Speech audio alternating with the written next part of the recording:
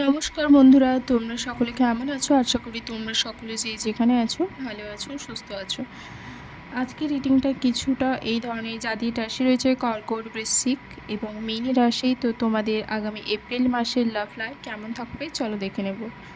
ওকে, so তোমরা চ্যানেলে যদি কেউ প্রথমবার এসে থাকো অবশ্যই চ্যানেলটাকে সাবস্ক্রাইব করবে এবং সকলের সাথে শেয়ার করবে। ডেইলি আপডেটস পাওয়ার জন্য নোটিফিকেশান আইকনটাকে অন করে দিও এবং তোমরা কমেন্টে অবশ্যই থ্যাংক ইউ ইউনিভার্স লিখবে। ওকে, তোমাদের এনার্জি অবশ্যই ক্লেম করে নিও। তোমাদের যদি কারো কোনো কিছু কোশ্চেন থাকে তাহলে অবশ্যই কমেন্টে তোমরা জিজ্ঞাসা করতে পারো।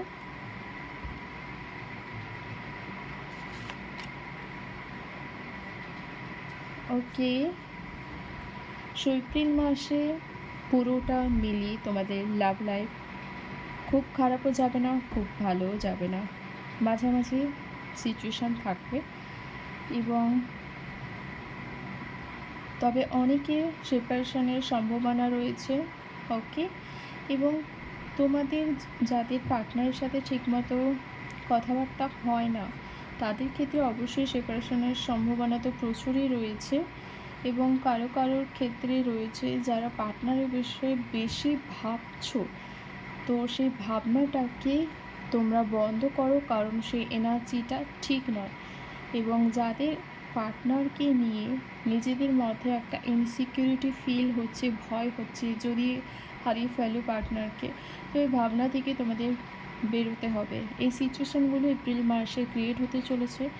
এবং তার সাথে সাথে সবথেকে যেটা বেশি প্রয়োজন, নিজের রিলেশনশিপে ট্রাস্ট ইস্যু রয়েছে অনেকের, তো তোমরা ট্রাস্টটাকে বজায় রাখো, ব্যালেন্সে আনার চেষ্টা করো। এবং সমস্ত কিছুকে না অনেকে ইচ্ছে একসাথে পেয়ে যাব, মানুষকে আঁকড়ে থাকতে চাও। ওকে, ওটা ঠিক নয়। তো যে যেমন তাকে ওইরকমভাবেই অ্যাকসেপ্ট করো। এবং চলো দেখে নেব তোমার পার্টনার আর কি বলতে চাইছে বা কি ভাবছে।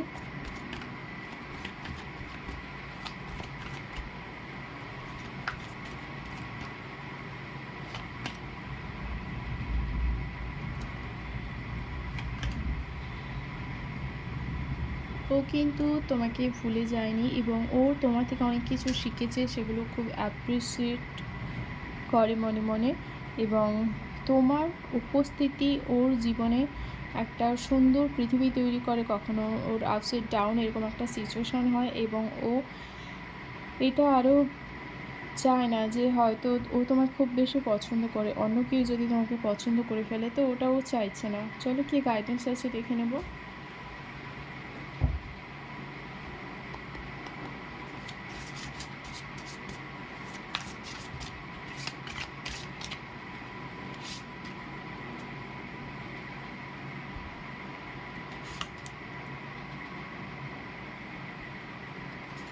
ওকে, সো তোমাদের পাস্ট লাইফে বা পাস্ট রিলেশনশিপে যা কিছু ব্যাগেজেস আছে সেগুলোকে তোমরা প্লিজ লেট গো করো। এবং তোমাদের হিলিংয়ের প্রয়োজন আছে, তো তোমরা কোনো হিলারের কাছ থেকে হিলিং নিতে পারো।